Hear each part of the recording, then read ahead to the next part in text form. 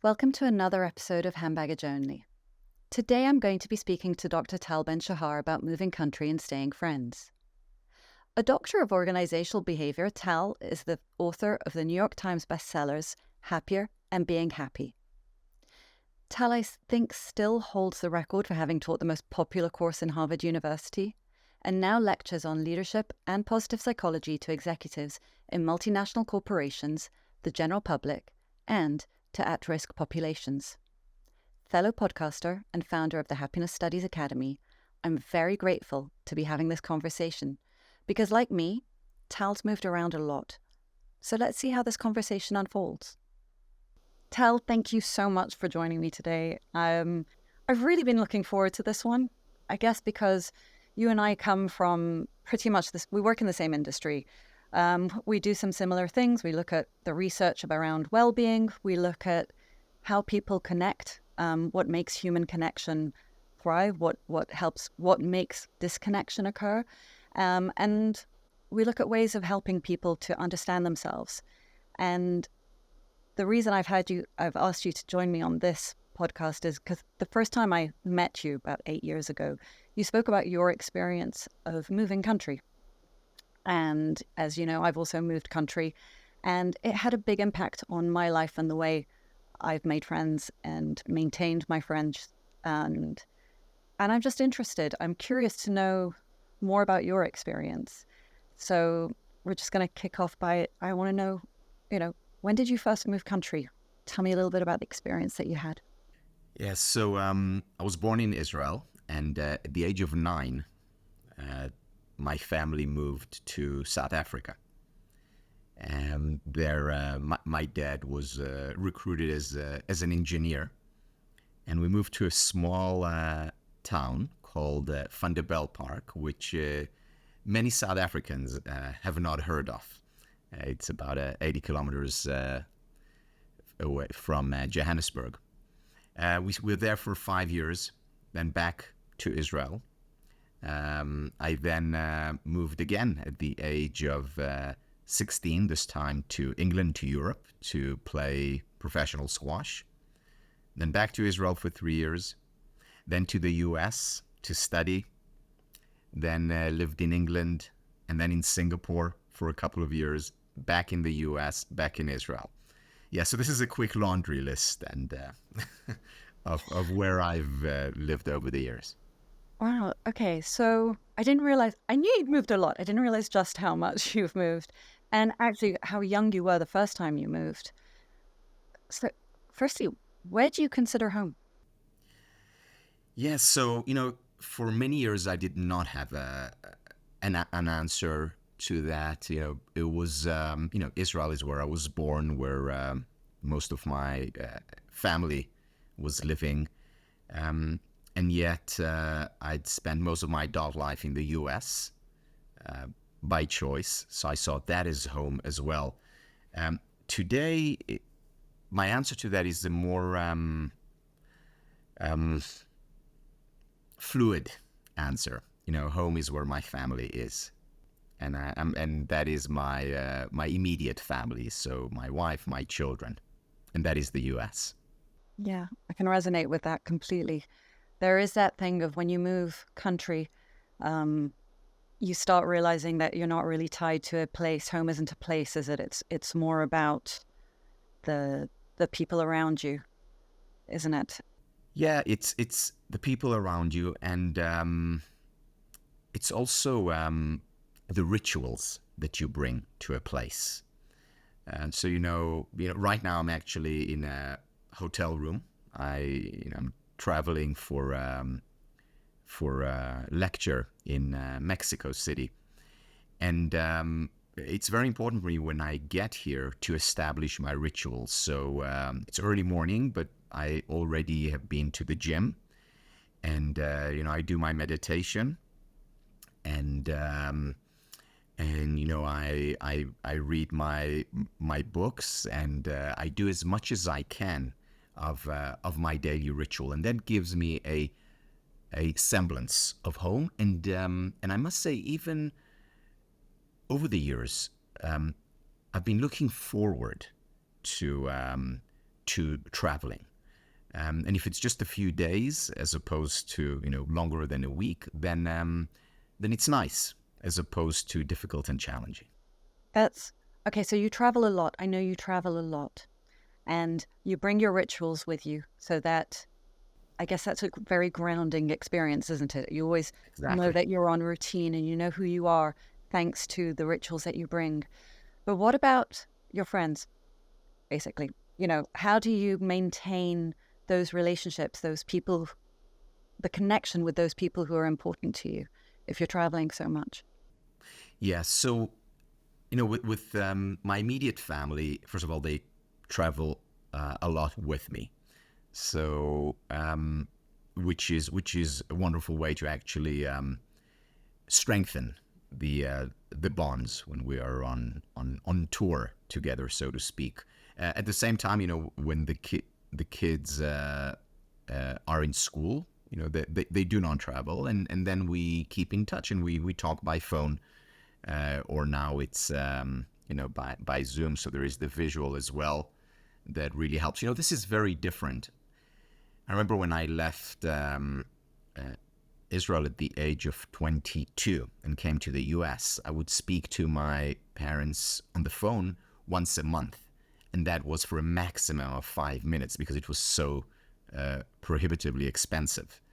Today it's easier to keep in touch. And, I talk to my mom, 3, 4 times a week. And we are, when I'm away, I talk to my wife and kids every day. So that makes it easier. What is more difficult and challenging are the relationships with friends, and that has suffered. My friendships have suffered a great deal over the years. So I do feel, and that's a real pain point for me. Distanced from my best friend from high school, or even my best friends from college, and that we were living in the same country. The four of us are in the U.S. They are in different states. So yeah, so I miss that, and I don't have answers regarding that. I have more questions and resolutions, which I've not always been able to keep. To keep in touch more, to make an effort to see them more often. That hasn't really worked that well in my life. So you left Israel when you were 9, right? And when you were 9 years old, there wasn't the same ability to communicate as we have nowadays. A 9-year-old nowadays, even if they move country, they can Zoom, they can FaceTime, they can keep in touch in so many different ways that weren't available to us when we moved country when we were young. Because I moved when I was 13, and it's that same thing. It makes me feel incredibly old that it was pre-internet. My children laugh that I'm a dinosaur. But do you think that first cut from your friendships, age 9, firstly, did you stay in contact with any of your friends, your childhood friends? Um, or was it a proper cut until you went back to Israel? So I don't know if it was a proper cut. I mean, we did write to each other. We wrote letters. Remember those days? Um, and that was lovely. And I must say, what is also lovely about it is that we didn't send emojis. We sent heartfelt letters, and I think maybe that's why one of my favorite forms of literature is letters. I love reading the letters of Anais Nin or Freud, and so there was a lot of value there. But the letters, I didn't send them every week. It was once a month or once every 2 months. My grandmother, who said to one of my mom's friends, my mom's when we left for South Africa, she says, "I feel like now I have paper children," because there was the connection, and we saw her once during those 5 years. Again, because I guess it's a different world than it is today. So that was difficult. However, when I did come back to to Israel 5 years later, I resumed many of the friendships for a simple reason, because we came back to the same house, the same street, the same neighborhood, the same school. Um, and some of my friends from when I was 4 years old are still my friends today. So when we go back to visit Israel, we meet, and we were still very close. Would I have wanted to speak to them on a daily basis or at least a weekly basis? Yes. And as I said earlier, it's not happening. However, we pick up when we meet, which is wonderful. Yeah, that's amazing, because it's so different to my experience, because I left when I was 13 and I traveled with my parents for about 6 months. When I say I traveled, we were in a different place every 3 days. And so there was no opportunity for me to stay in contact with my friends other than me sending them a postcard. But I never got anything back in return because there was no chance for them to do that. So by the time I actually settled in the south of France, I felt that that connection was gone. And so when I moved back to England, I felt so disconnected from them. My life experience was so different to theirs that I didn't feel like they could even understand everything that I had gone through. It was wonderful, and I'm very grateful that it made me into who I am today, leaving England and having all the experiences that I did. But it also changed me, and it made me so different to my friends. Did you have that? Did that affect you in any way? Absolutely, with some friends, not with others. So, I can think of, a handful of friends that was very much in touch with, and there was even an attempt on their part or my part, 30 years later, to resume the relationship. Didn't really take off.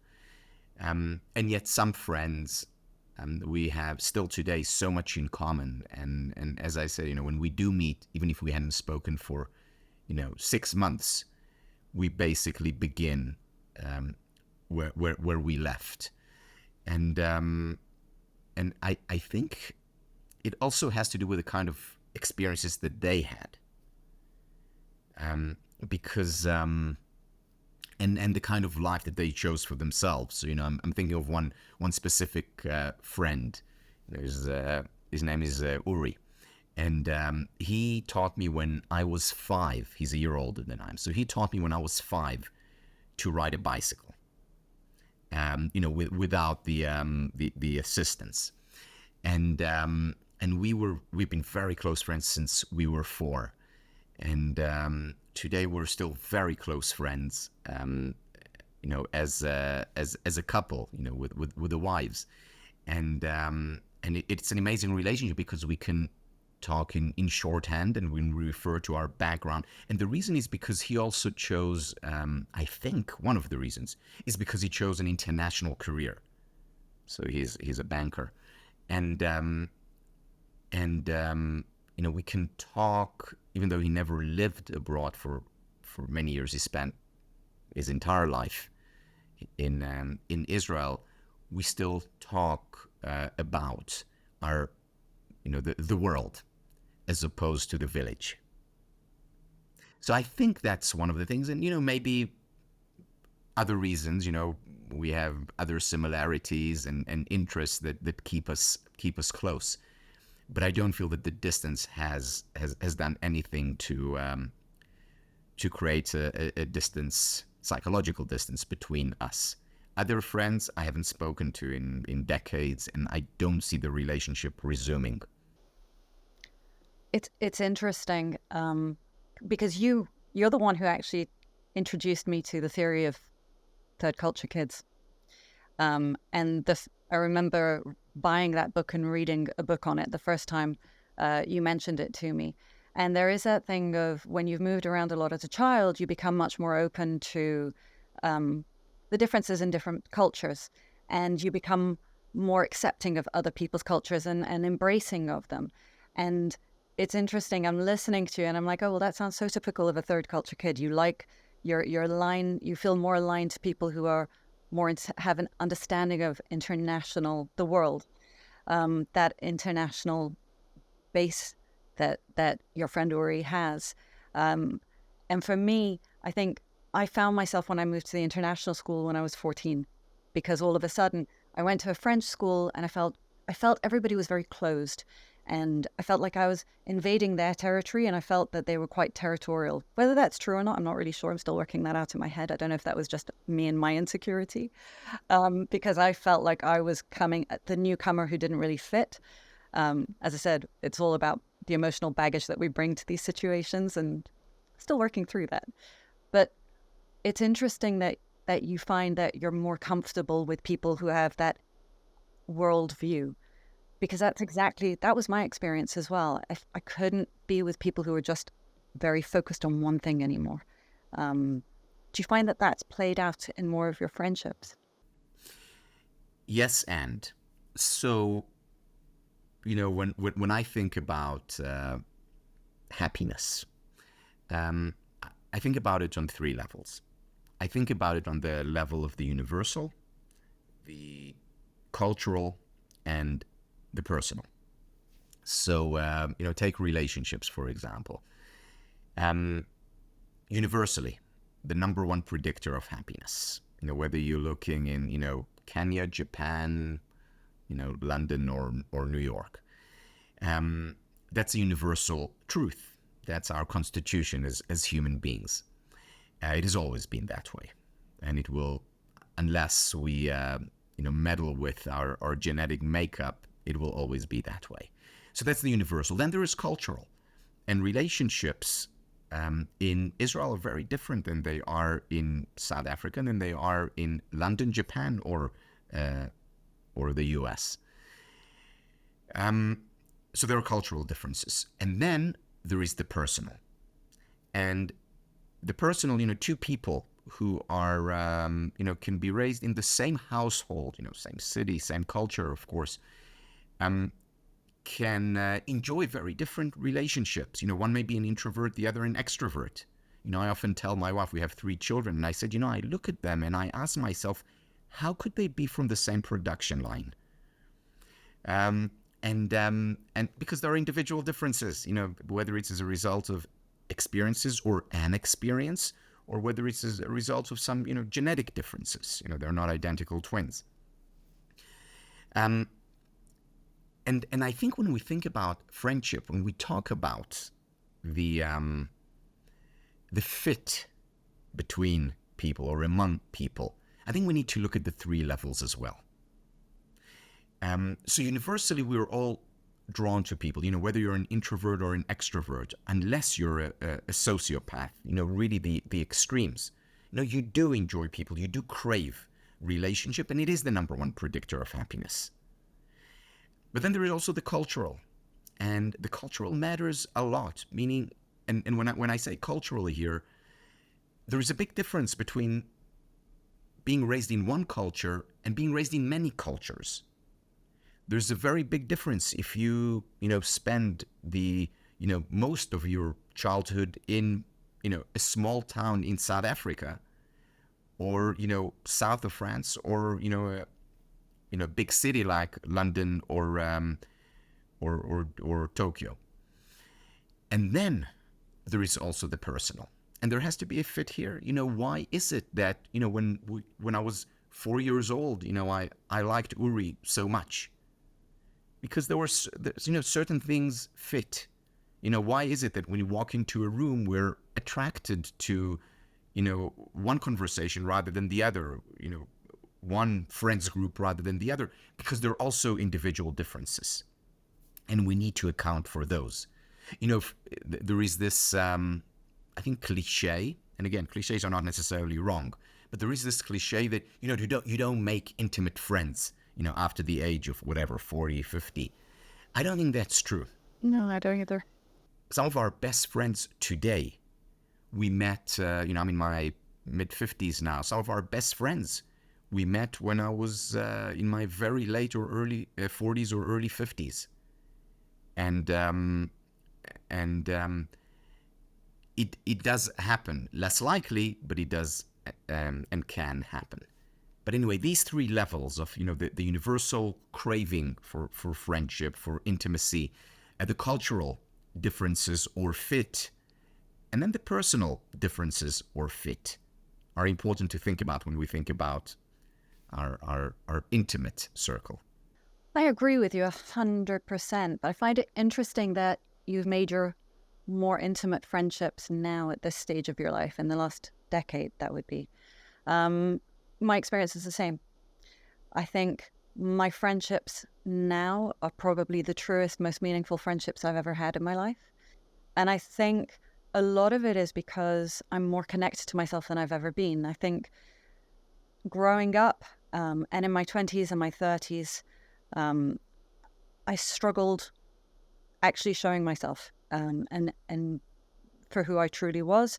I put on a front and tried to be the person I always thought other people needed me to be. And I think I stopped doing that in the last decade, definitely. The moment I hit my 40s, it was like, no, this isn't working for me. And I had a lot of changes in my life anyway, which kind of kickstarted this whole process of me finding myself and working out who I am and who I really want to surround myself with.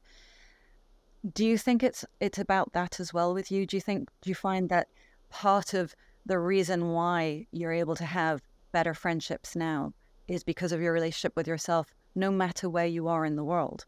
Yeah, for sure, for sure. So, there's a beautiful phrase by the Russian American author Ayn Rand, who says, "Before you can say I love you, you must first be able to say the I."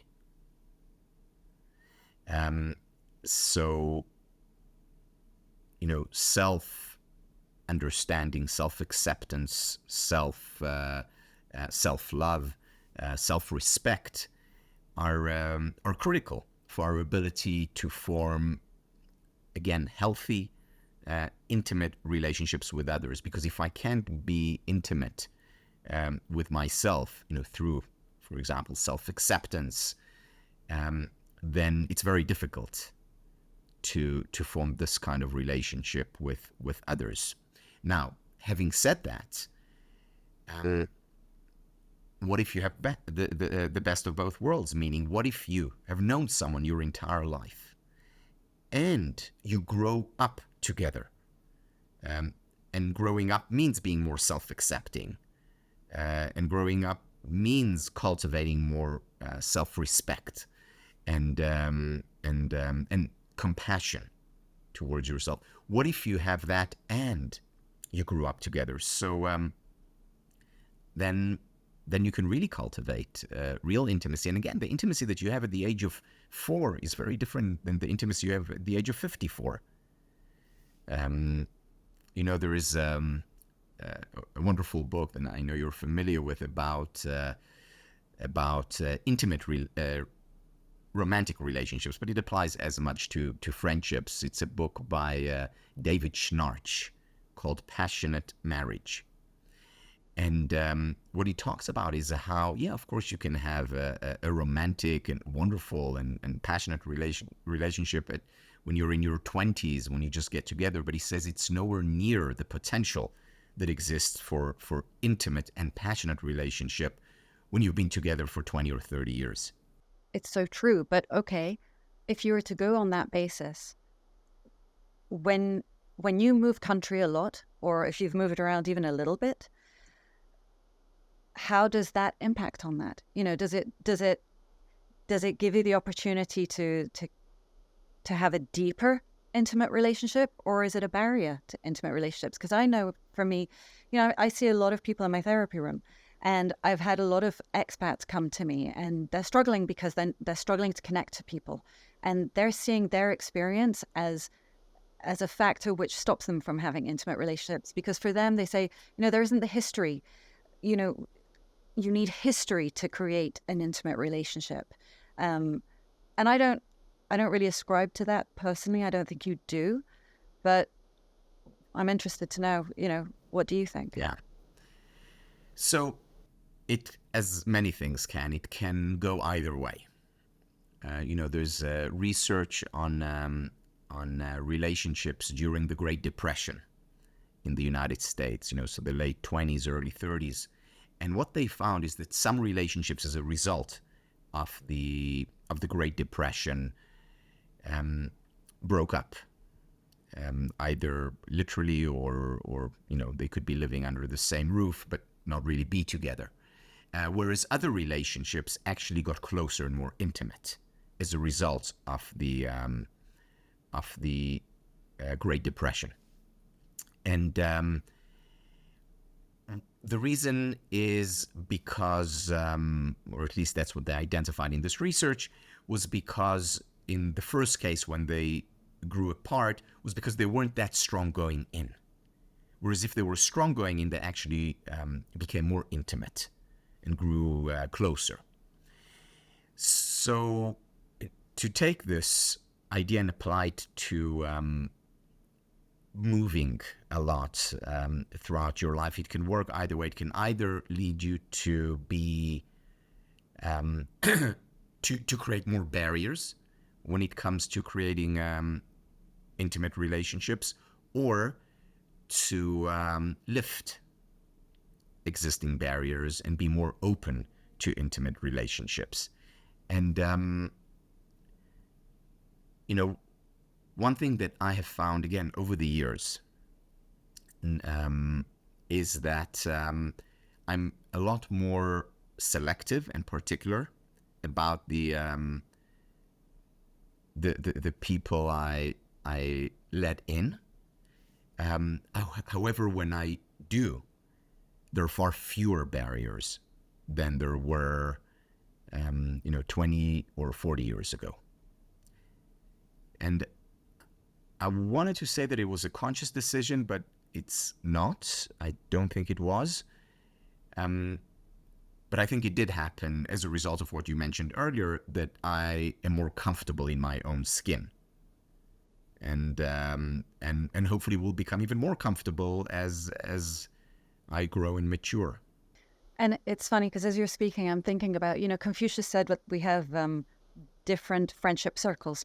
If you think about your friendships as a group of concentric circles, your innermost circle is where you have your most intimate friendships, and not everybody needs to be in that. You can have friendships which are less intimate. This could be the friend that you go out for a casual dinner, you have a very light conversation, and you don't have to show so much of yourself to them.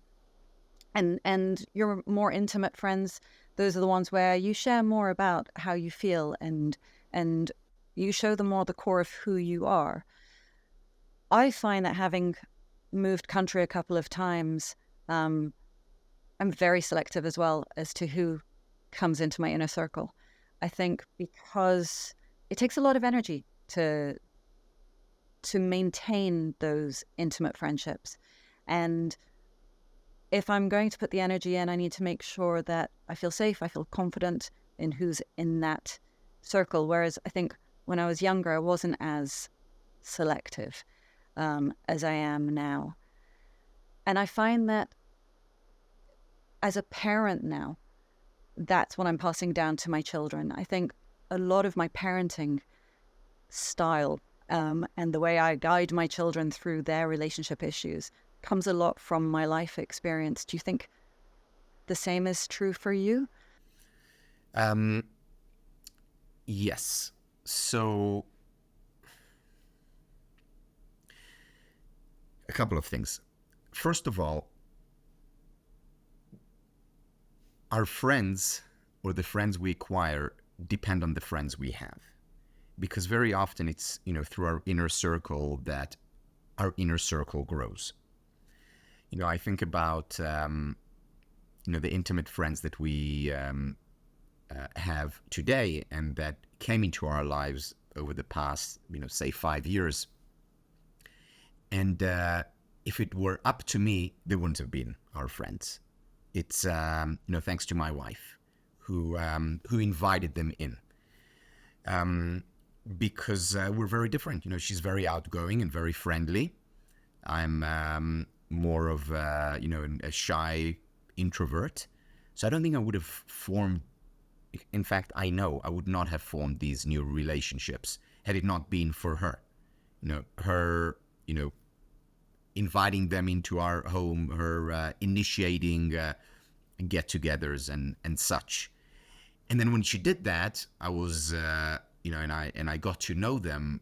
I was more than game, and now I play an active part in cultivating these relationships. However, the starting point, I mean, we wouldn't have gotten to where we are today, no question in my mind, without Tommy. And that also applies to raising children, because they're getting her. We always have people at home. They're always every Friday night meal. We have usually in excess of 20 people, and during the week we have people over. We whether it's sleeping in our we call it a hotel, or whether it's coming for meals, and the kids are doing the same. So we have many parties in our house for for children, for the kids, and get-togethers, and they got that from the parent. And we have very serious, intimate conversations, which both my wife and I like, and the kids are doing that too with their friends. In other words, what we're passing on to our kids are action, because actions are much louder than words. As Ralph Waldo Emerson once said, he said, "What you do speaks so loudly that I cannot hear what you're saying." And with kids, it's even more so. It's less important what we tell them. It's more important what we model for them. I agree 100%. I think, but at the same time, I think there are certain actions which are unconscious. We behave, we've got a lot of unconscious drives which affect our behavior. And I know for me, so I am naturally an introverted character. I get very drained of energy very easily by being with people. The children's father growing up, he's much more of an extrovert. So I always made sure that there were people around for him, for the children. I always had, any opportunity to have a party, I would have it, but I'd be hiding in the kitchen because it was like, this is for you guys. And you go do your thing, and I've done it for you, and just give me some peace and quiet, and I want to go hide upstairs under my duvet. But I think for me, because I had also had this whole moving country, leaving my friends behind, moving to a place where I didn't feel like I fitted in, and then finally fitted in to this international school, and then came back to England and had to start again, found it was so traumatic, the whole thing, or difficult anyway. I think for me, it was just, I needed to make sure my kids had friends, solid friendships. So I was always inviting, there was never less than 10 people, 10 kids around my kitchen table every single night for dinner for 20 years of their childhood. And I think that was my drive because of who I am. Do you find that any of your past experience has affected the way you've parented your kids?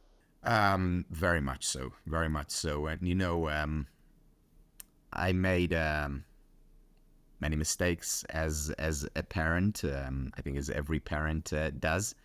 And I remember speaking to one of my close, intimate friends who's also a child psychologist. And I said to her, when David, our eldest son, was 6, I said to her, Shirley, I wish I had known 6 years ago, when David was born, what I know today about raising children, because then I wouldn't have made all those mistakes.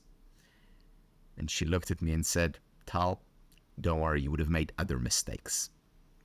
And the more I reflect back on my childhood, and my parents, who are whom I love dearly, and they're my best friends in the world. They made mistakes, and some of the mistakes that they made me who I am. And here I want to talk about something a little bit more general in terms of how we perceive the past. So you talked about finding that school in the international school that was the right fit for you, and what a difference that made. And that applies at any age.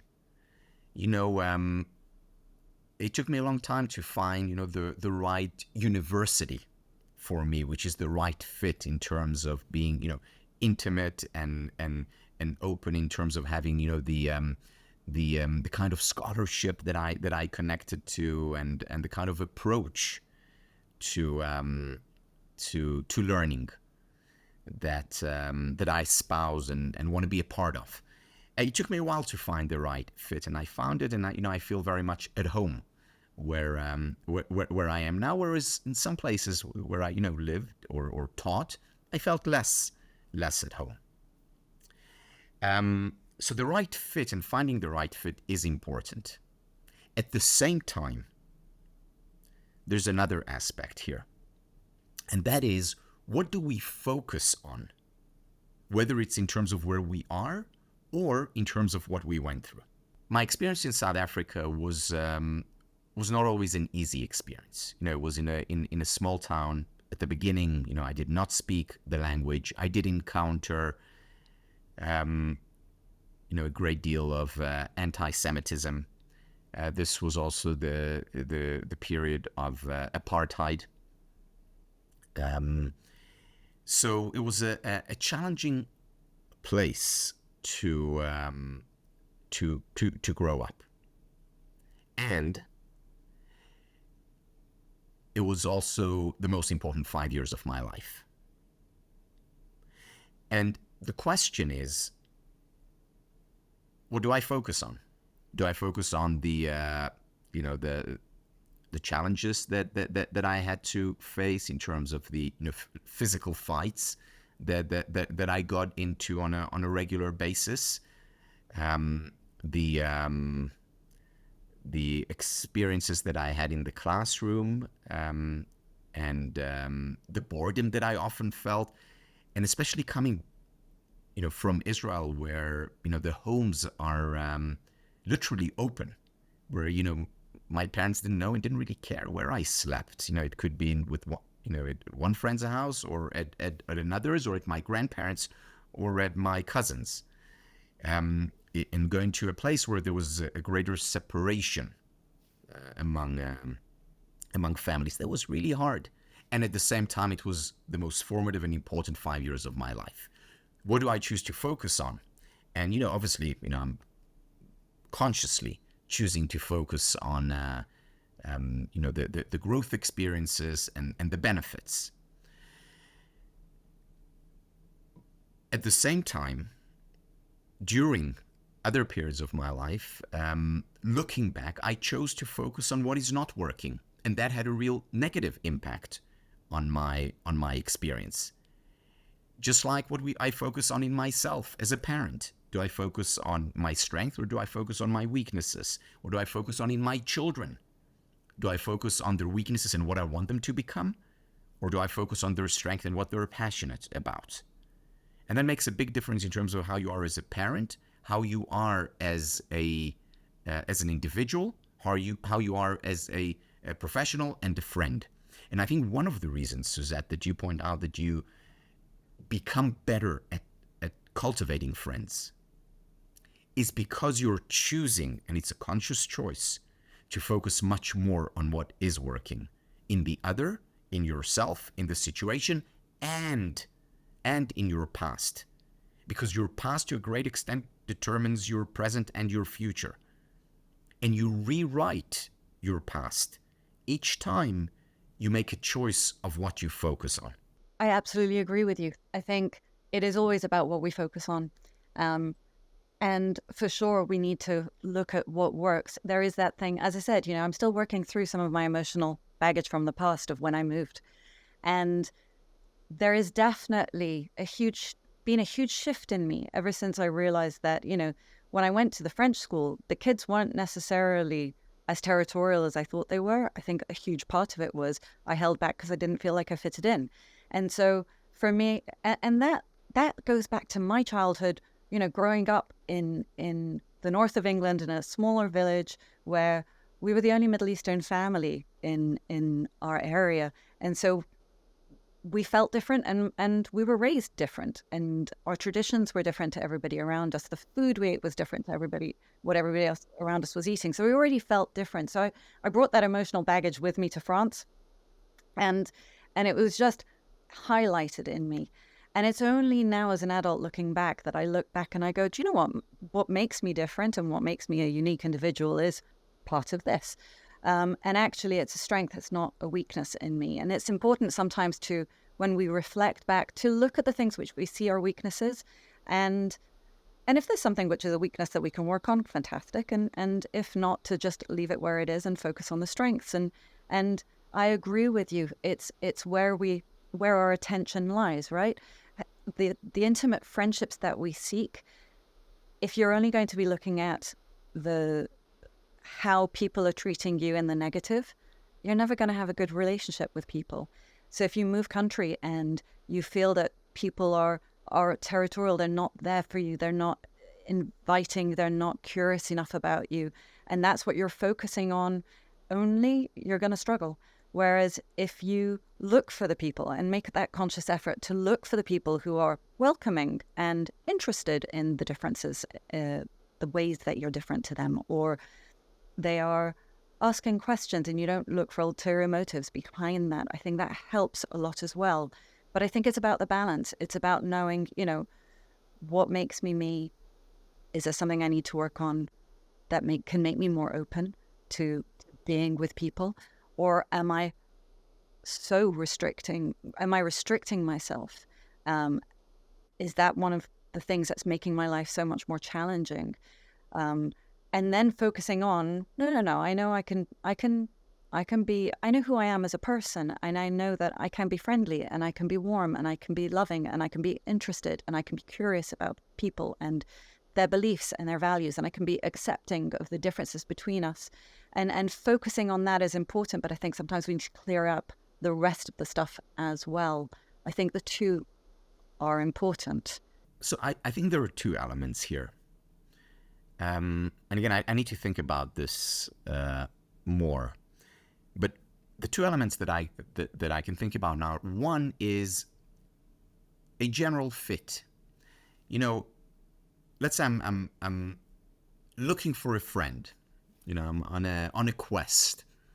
The first thing that I would be looking for, and by the way, this applies also, I'm looking for a partner. If someone is in, looking for a romantic partner or just a friend, whatever it is, I think there are two elements. The first element is there has to be the basic fit. And it could be, I need someone who's kind, who's generous, for whom it's easy to be kind and generous. For me, I need someone who's very interested in ideas. Who loves to talk, shop, so to speak. Whether it's philosophy or politics or art.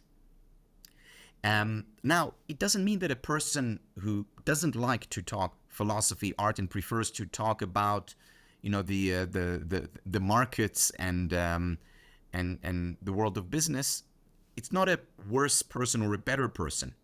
It's just what's the right fit for me. Now, after finding the right fit,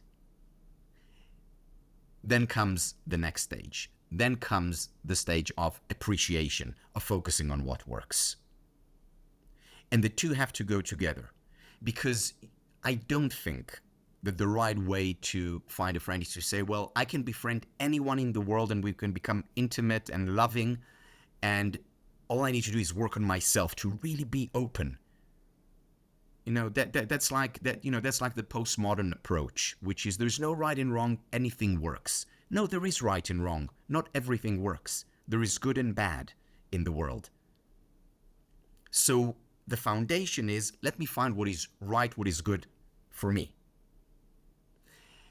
And second, let me do the work. Let me become more open. Let me become more porous and inviting. Let me become kinder and more generous and benevolent and forgiving. And when I say kind and generous and forgiving, not just to the other, also to myself. Because, as we discussed earlier, the way we treat others is a reflection of the way we treat ourselves. So these are the two elements, the basic fit and then the work on appreciation, appreciating what works. And that means, again, appreciating what worked in the past, because there are people who are in their 70s and are still complaining about what they experienced when they were in their teens. And that's okay. And it may have been really awful. However, it's gone. One of the sentences that I repeat to myself and to my students is that things don't necessarily happen for the best, but we can choose to make the best of things that happen. What happened to me when I was 15 is not necessarily for the best, but I can choose to make the best of it. Something that, an argument that I had with my wife, not necessarily for the best, but we can choose to make the best of things that happen. And when we have this mindset of appreciation, of focusing on what works, on learning from what didn't go well, that's a mindset that contributes to intimacy, to personal and interpersonal growth. Tal, you're brilliant. You have summed up exactly what I wanted to get out of this conversation with you today. The importance of the alignment of values that we have with our friends. I think that's very much shone through, that to have those deep, intimate relationships, we have to understand and know what our own value system is and seek those out in our friendships. And the more we align on those values, the more intimate those friendships can be. I think that's pretty much what I've gleaned from you and everything you've shared. And I love that last reflection, that is so important. One, to be grateful sometimes for the past. I always believe that things happen. I do believe things happen for the best, and they don't always happen in the best way, but I do believe they happen for the best. And we always have an opportunity to grow from our experiences, no matter how difficult or challenging they are. And the fact that we can bring that growth into our relationships and use that to help it to form us, so that we know who we are as a person, surround ourselves with people with the same values as us, or at least values which are aligned enough for us to appreciate them in each other and in ourselves. I love that. Thank you so much for the most wonderful conversation. Thank you for being open. Thank you for being honest. Thank you for sharing your wisdom. I've loved it. I knew I would love it. Thank you. Thank you, Suzette. This was very interesting for me, and thank you for the work that you're doing. One last thing, because you taught me so much on your course. A lot of what I do nowadays is thanks to what I learned as one of your students all those years ago. So just remind me, Happiness Studies Academy, still going strong? Yes, we the Happiness Studies Academy, we have students who are taking our certificate program from all over the world. We're almost at 100 countries and thousands of students. And we just recently launched the world's first master's degree in happiness studies. And we're now working on a PhD in happiness studies. So amazing. A lot of work and a lot of interesting projects in the horizon. Fantastic. I wish you all the success with it. Thank you so much for today. Thank you, Suzette. I really enjoyed this conversation with Tal. My favourite takeaway from our conversation was the importance of connecting to yourself and bringing that self into your friendships wherever you are. So if you've moved and some of those friendships haven't travelled with you, then rather than focusing on what you've lost or left behind, look at this as an opportunity that moving brings. Look for the opportunity to create those more meaningful and intimate connections with people who are aligned to your value system. I'd love to know your thoughts on the conversation, so feel free to leave any comments or suggestions for future episodes. And don't forget, please subscribe to this show on your favourite podcast app. Thank you.